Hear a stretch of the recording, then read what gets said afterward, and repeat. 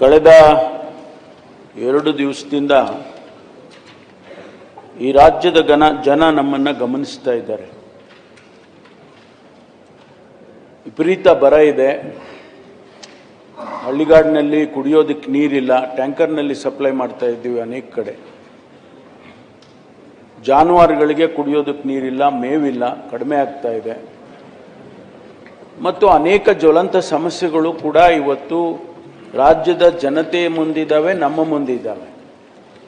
ಇವೆಲ್ಲ ಚರ್ಚೆ ಮಾಡಿ ಏನಾದರೂ ಕೂಡ ಒಂದು ಫಲಿತಾಂಶವನ್ನು ಅಥವಾ ಉತ್ತರವನ್ನು ಕೊಡ್ತಾರೆ ಸರ್ಕಾರ ಅಂತ ಹೇಳಿ ಜನ ನಮ್ಮನ್ನು ನೋಡ್ತಾ ಇದ್ದಾರೆ, ಕಾಯ್ತಾ ಇದ್ದಾರೆ. ಈ ಸಂದರ್ಭದಲ್ಲಿ ನಾವು ಸದನವನ್ನು ಇನ್ನೂ ಮುಂಚೆ ಕರಿಬೇಕಾಗಿತ್ತು, ಅಧಿವೇಶನವನ್ನು. ಅದು ಕಾರಣಾಂತರದಿಂದ ನಾವು ಸ್ವಲ್ಪ ಮುಂದಕ್ಕೆ ಹಾಕಿ ಕರೆದಿದ್ದೇವೆ. ನಾನು ವಿರೋಧ ಪಕ್ಷದ ನಾಯಕರಲ್ಲಿ, ಸದಸ್ಯರಲ್ಲಿ ಮನವಿ ಮಾಡಿಕೊಳ್ಳೋದೇನೆಂದರೆ, ನೀವು ಕೇಳಬಾರ್ದು ಅಥವಾ ಪ್ರಶ್ನೆ ಮಾಡಬಾರ್ದು, ಮಾನ್ಯ ನಾಗೇಶ್ ಅವರ ರಾಜೀನಾಮೆ ಕೇಳಬಾರ್ದು ಅಂತೇಳಿ ನಾನು ಹೇಳ್ತಾ ಇಲ್ಲ. ನಾಗೇಂದ್ರ ಅವರು ನಾನು ಹೇಳ್ತಾ ಇಲ್ಲ. ನೀವು ಕೇಳಿ, ರಾಜೀನಾಮೆ ಕೇಳಿ.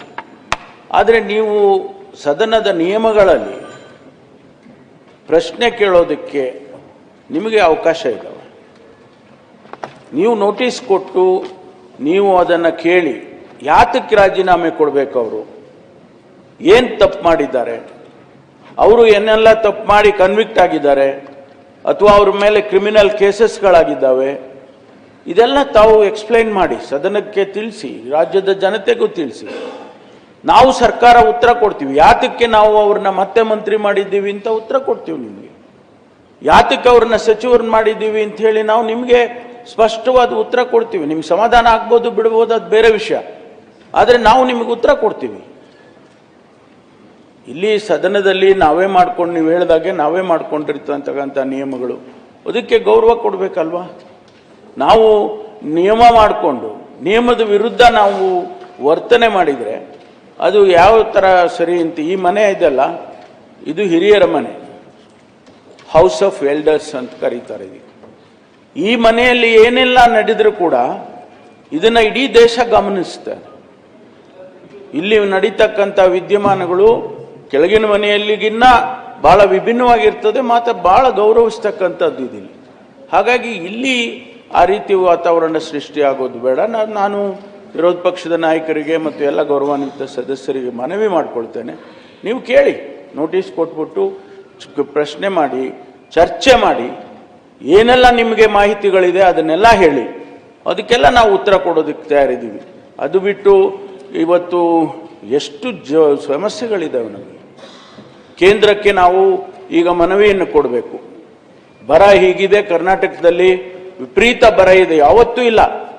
75 ವರ್ಷ ಆಗಿದೆ ಇಂಥ ಬರವನ್ನು ನೋಡಿ ನಾವು.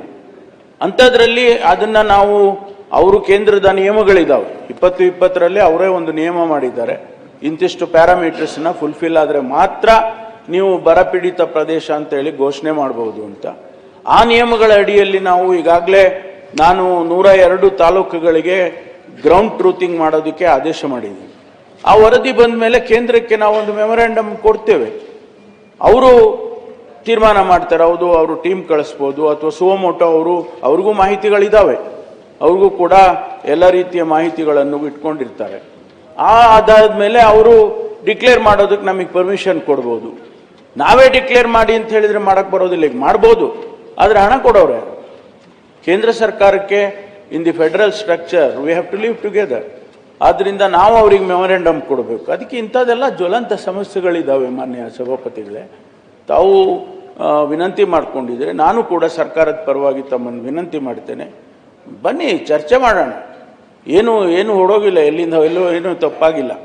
ತಾವು ಹೇಳಿ, ಹೇಳೋದನ್ನೆಲ್ಲ ನೀವು ಹೇಳಿ, ರಾಜ್ಯದ ಜನತೆಗೆ ಹೇಳಿ, ನೋಡಿ ಇವ್ರು ತಪ್ಪು ಮಾಡಿದ್ದಾರೆ ಅಂಥೇಳಿ ಹೇಳಿ. ನಾವು ಇಲ್ಲಪ್ಪ ಮಾಡಿಲ್ಲ ಅಂತ ನಾವು ಹೇಳ್ತೀವಿ, ಅಥವಾ ಮಾಡಿದರೆ ನಾವು ಒಪ್ಕೊಳ್ತೀವಿ ಮಾಡಿದರೆ.